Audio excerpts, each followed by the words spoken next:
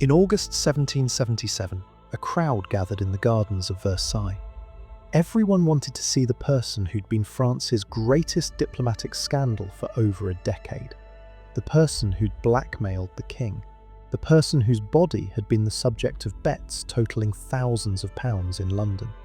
When the carriage stopped, out stepped a figure in an elaborate court dress, silk, lace, powdered wig. This was the Chevalière de Beaumont. 14 years earlier, this same person had received the Order of Saint-Louis, France's highest military honour, as a man. Now they returned as a woman.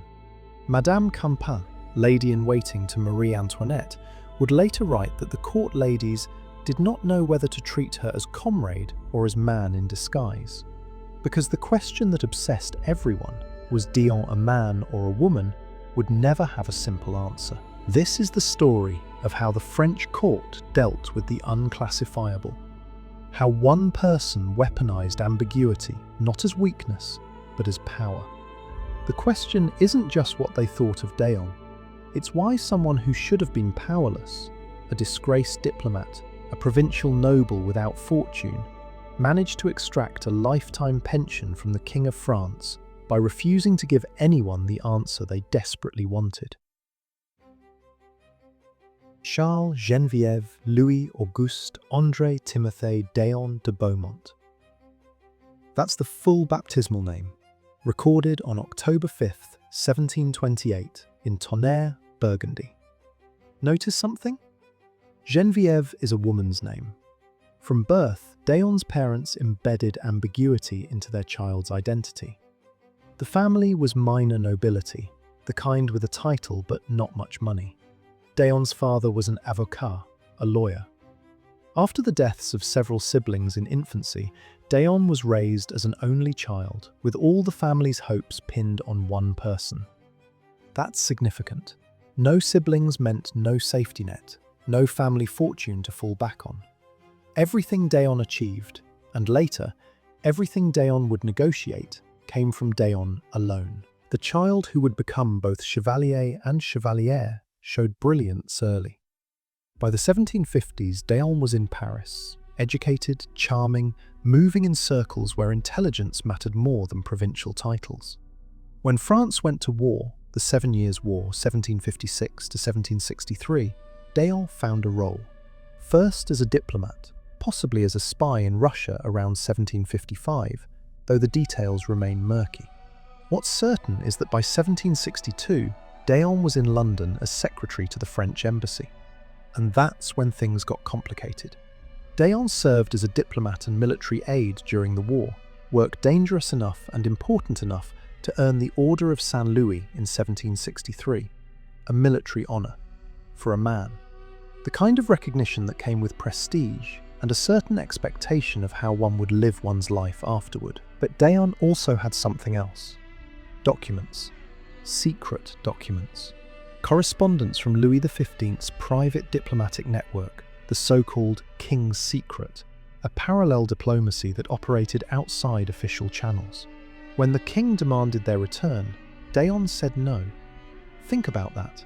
A minor noble, an ex-diplomat with no army, no palace, no powerful family, telling the King of France, no. Why? Because Dion understood something crucial. Those documents were leverage. They were embarrassing. They were dangerous. And as long as Dion held them, Dion had power. So began 12 years of standoff. From 1763 to 1775, Dion lived in London, refusing to return to France, refusing to hand over the papers, playing a very dangerous game with a very powerful opponent. The French court wanted those documents back. They wanted this embarrassment contained. But they couldn't just arrest Dion. Doing so in London would create an international incident. They couldn't assassinate Dion. Too obvious, too scandalous. They had to negotiate. And here's where the ambiguity entered the picture. During those years in London, speculation about Dion's sex became obsessive. Was this diplomat a man? A woman? Something else? The speculation wasn't idle gossip. At Lloyd's of London, the centre of British gambling, people placed bets. Serious money, £13,000, a fortune, wagered on the question of Daon's body. Why did this matter so much? Because in a society organised around strict categories, man, woman, noble, commoner, clergy, laity, Daon occupied a space that didn't exist on any official map, and that made people anxious, very anxious. When Daon finally returned to France in 1777, it was on very specific terms. The Transaction of Versailles, signed in November 1777, laid it out.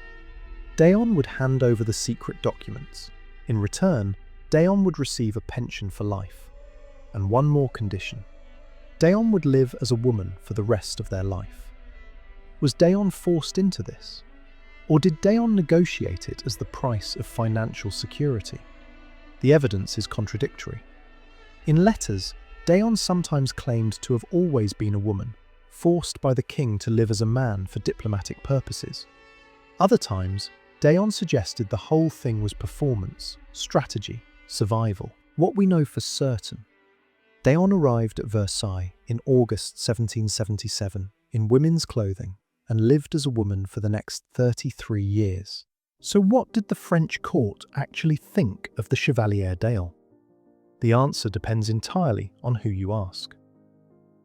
Louis XVI's court saw a political problem that needed solving. The Minister of Foreign Affairs, the Comte de Vergennes, called Daon a monster who has caused the king more problems than the entire American war. Think about that comparison. France was spending massive amounts of money supporting the American Revolution, but Vergennes considered Daon a bigger headache than George Washington. Why? Because Daon's ambiguity was unsettling in a way military conflict wasn't. Wars had rules, diplomacy had procedures. But what do you do with someone who won't fit into any category your society recognizes? The court's response was pragmatic. Contain the scandal, pay the pension, get the documents back, make the problem go away. They didn't care much whether Daon was really a man or woman. They cared that Daon was controllable again. Beaumont. Yes, the playwright who wrote The Marriage of Figaro had perhaps the most complex view. Louis XVI assigned him to negotiate with Daon, and for months Beaumont tried to figure out the truth. He wrote to Vergennes in 1775, "I have seen the Chevalière, and I cannot say if she is man or woman. She is both or neither." That frustration runs through all of Beaumont's correspondence. He was a man who loved wit, clarity, dramatic irony. Daon's refusal to be definable drove him half mad, but over time his letters show a shift. The mockery faded. By the end, he described Daon as a creature worthy of pity. Whether that pity was genuine compassion or exhausted exasperation, we can't know. Probably both. London society, meanwhile, was obsessed. Absolutely obsessed. This wasn't the measured concern of diplomats. This was the 18th century version of tabloid mania. Newspapers ran announcements about bets on Daon's sex. Caricatures circulated with titles like, "Is it a he or a she, or what is it?" The betting books at Lloyd's show just how much money rode on the question. £13,000 in wagers. But here's what's crucial. Those bets prove there was genuine uncertainty. If everyone knew Daon was really a man, as some historians have claimed, why would anyone risk serious money? The bets existed because people genuinely could not tell. Daon's appearance, manner, and carefully cultivated ambiguity created real doubt. Daon's family had a different concern: reputation. They were provincial nobility from Tonnerre, worried about what the scandal meant for the family name. Early letters show embarrassment, particularly from Daon's brother and nephews. But over time, pragmatism won out.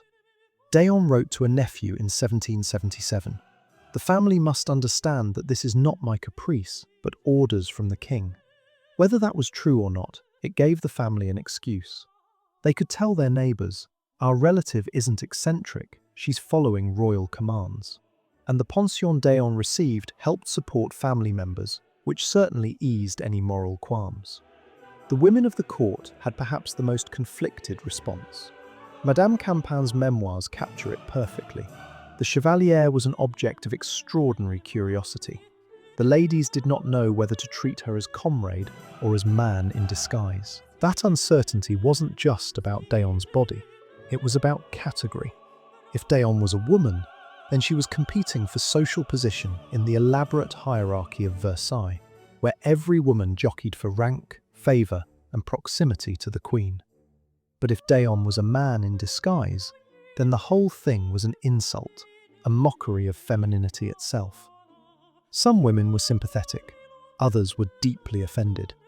Most, like Campin, simply didn't know how to respond. The philosophers and Enlightenment intellectuals found D'Eon fascinating. Voltaire wrote that the Chevalier's case proves that nature mocks our categories. For thinkers who were questioning inherited hierarchies, divine right of kings, fixed social orders, D'Eon became a kind of test case. Was sex biological destiny, or could it be performed, chosen, ambiguous? The encyclopedia contained articles on hermaphrodites, trying to create medical categories for bodies that didn't fit the binary. D'Eon wasn't quite a hermaphrodite, at least not by their definitions, but the case provoked the same questions. What do we do when nature doesn't cooperate with our need for clear categories? Common Parisian society mixed mockery with admiration. Pamphlets circulated, some crude, some clever. One, titled La Amazone Française, the French Amazon, played up D'Eon's military service, treating D'Eon as a kind of swashbuckling heroine. Street songs mentioned D'Eon. When D'Eon appeared in public, crowds gathered. There was spectacle in it, yes, but also something else, a grudging respect for someone who'd served in war, who'd faced down the king and won a pension, who refused to be easily classified. The common people of Paris loved a good scandal, but they also loved audacity. And the Catholic Church? Silence. Telling, profound silence. You'd think the Church would have had a lot to say about D'Eon. After all, religious law governed sacraments, and sacraments depended on sex categories. How do you baptize someone whose sex is unclear? Whom can they marry? In what clothes should they be buried? The Church had precedents for hermaphrodites. There were theological treatises going back centuries, but D'Eon didn't quite fit those precedents either. Letters between priests and bishops show confusion, requests for guidance, but no official pronouncement ever came. The Church simply didn't rule. That silence is as revealing as any statement. It suggests that the religious authorities, like everyone else, had no idea what to do with D'Eon. To understand what the French court really thought, we need to look at three distinct layers of perception. Each reveals something different about why D'Eon provoked such intense reactions. The first layer, D'Eon's body as public spectacle. This is the most visceral, the most immediate. From the moment D'Eon appeared in public wearing women's clothing, people couldn't stop staring. It wasn't subtle, it wasn't private, it was performance on a grand stage, and everyone had an opinion. Those betting books at Lloyd's weren't just about money. They were about the 18th century obsession with knowing, categorizing, being certain. The Enlightenment promised that empirical observation could reveal truth. You look at something, you study it, and you know what it is. D'Eon violated that promise. People looked and still couldn't know. D'Eon rejected medical examinations. When doctors offered to verify D'Eon's sex, the answer was always no. This wasn't accidental. By refusing to be examined, D'Eon maintained the ambiguity that was actually D'Eon's greatest asset. As long as no one knew for sure, the speculation continued. And as long as speculation continued, D'Eon remained interesting, valuable, impossible to ignore. The caricatures from the period show this obsession visually. One British print shows D'Eon from multiple angles with the caption, "Is it a he or a she?" Another shows D'Eon in half-male, half-female dress. These weren't neutral documentations. They were attempts to contain anxiety through mockery. If we can't understand D'Eon, At least we can laugh at Daon. Except the laughter sounds nervous. The second layer goes deeper. This was a diplomatic and political problem. Daon wasn't just a curious individual. Daon was a former spy who held state secrets and was living openly in a foreign capital, beyond the king's control. The 12-year standoff from 1763 to 1775 was genuinely dangerous for France. Those documents from the king's secret could have been published. They could have been sold to England. They could have revealed Louis XV's attempts to maintain a private foreign policy that contradicted his official one. In modern terms, Daon was a rogue intelligence agent with classified information, living in London and refusing extraction. This is why Vergennes was so frustrated. It wasn't about Daon's clothing, it was about control. The French state couldn't control its own former operative. Every day that Daon remained in London with those documents was a humiliation, a reminder that even absolute monarchy had limits. Beaumont's negotiations, which lasted from 1775 to 1777, were attempts to resolve this through persuasion rather than force. He had to figure out what Daon wanted: money, recognition, permission to live as a woman, all of the above. His letters show increasing frustration because Daon kept changing the terms, adding new conditions, pushing for more. The third layer is the most profound. Daon as existential threat to the social order. This goes beyond spectacle or politics.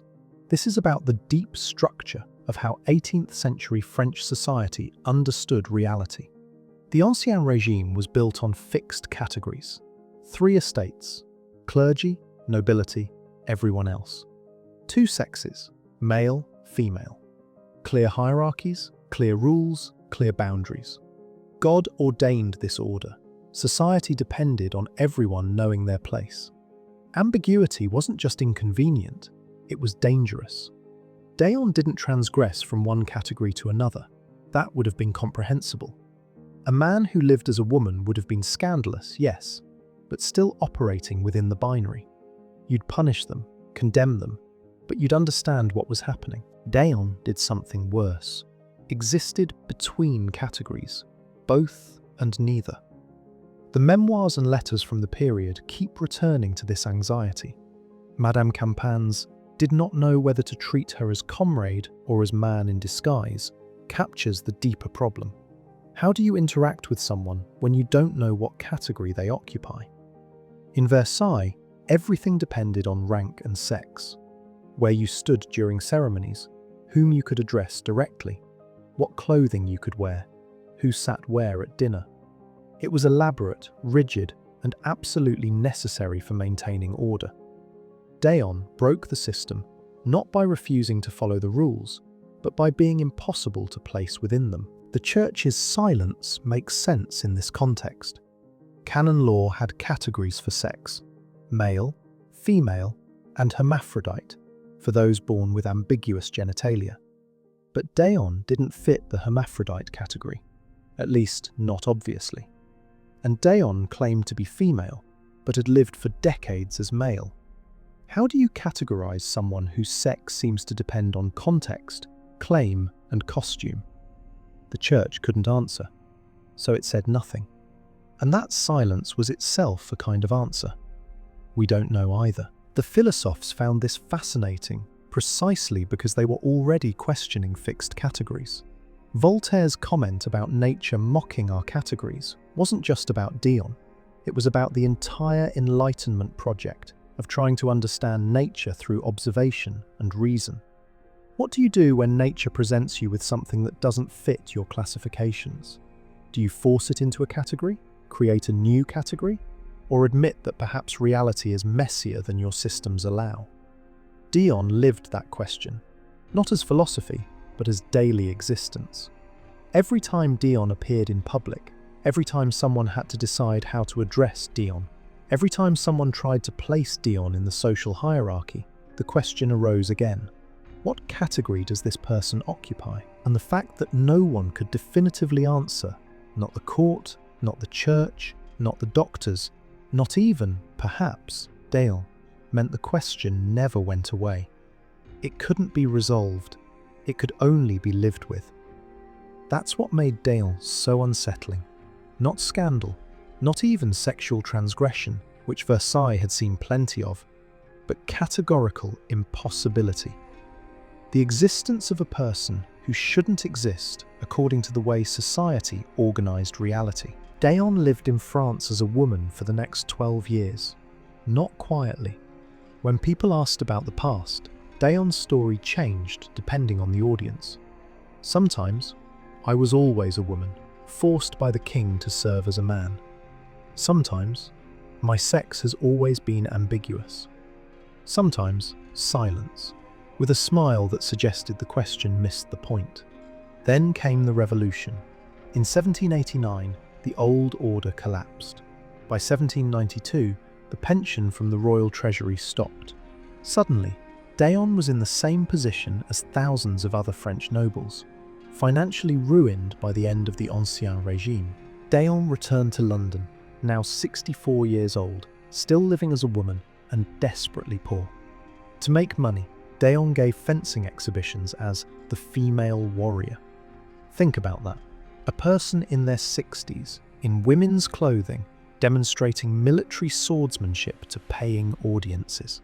It was spectacle. It was survival. It was Daon monetizing the very ambiguity that had defined an entire life. The performances brought in some money, but never enough. Daon lived with a landlady, Madame Cole, in increasingly desperate poverty. When Daon died on May 21st, 1810, at age 81, it was in a small room on New Millman Street, London. Madame Cole was there, so were a few others. And then came the moment everyone had been waiting for 60 years to see: the autopsy. Dr. Thomas Copeland and several other doctors examined the body. Witnesses watched. Everyone wanted certainty. Finally, the mystery would be solved. Medical science would reveal the truth that Daon had hidden for a lifetime. The doctor's report: male anatomy, perfectly formed. Case closed? Not even close. Because the same report mentioned peculiar anomalies. What did that mean? Historians still debate. Was Daon intersex? Did the doctors see something that didn't fit standard male anatomy, but didn't know how to categorize it? Or were they, like everyone else, unable to see Daon's body without the weight of decades of speculation influencing their perception? Even more telling, Daon was buried as a woman, despite the autopsy, despite the male anatomy finding. The community that knew Daon in those final years chose to honor the identity Daon had lived, not the body the doctors claimed to have revealed. The grave was in St Pancras Churchyard, London. It's gone now. The cemetery was redesigned in the 19th century, and Daon's grave was lost. Even in death, ambiguity. So what did the French court really think of the Chevalière Daon? They thought Daon was a problem, a scandal, a threat to order, an embarrassment that needed to be contained. They thought Daon was fascinating, disturbing, impossible to categorize, and somehow always one step ahead. But here's what they couldn't think because they didn't have the framework: that maybe the ambiguity was the point. That maybe Daon understood something they didn't. That in a world obsessed with clear categories, refusing to be categorized was its own form of power. The court wanted to know, man or woman? The answer was yes, both, neither. The question itself was wrong. Daon wasn't a man pretending to be a woman, or a woman forced to live as a man. Daon was someone who recognized that gender was performance, that the categories society insisted were natural and fixed were actually flexible and constructed, and that those who controlled the performance controlled the narrative.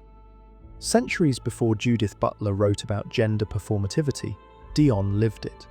The Chevalier who received military honours and the Chevalière who appeared at Versailles in silk and lace weren't two different people.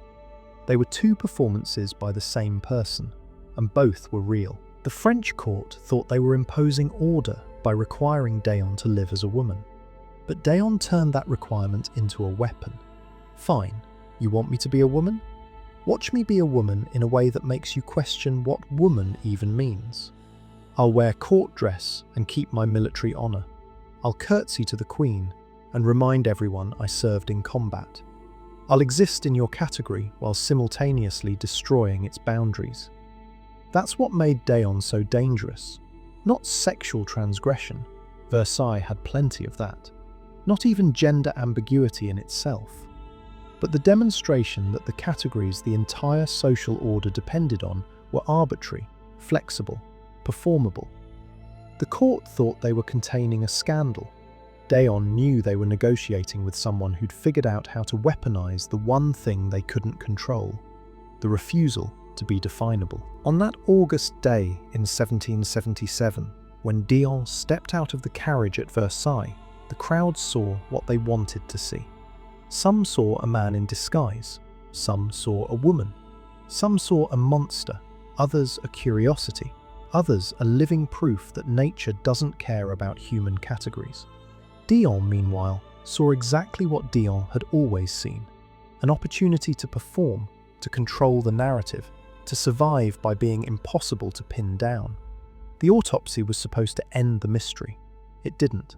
We're still debating D'Eon's sex centuries later, which means D'Eon won. The ambiguity outlasted the body, outlasted the Ancien regime, outlasted all the people who were so desperate to know the truth. Maybe that was always the real answer. Some truths refuse to be known. Some people refuse to be categorized. And sometimes that refusal is the most powerful thing of all.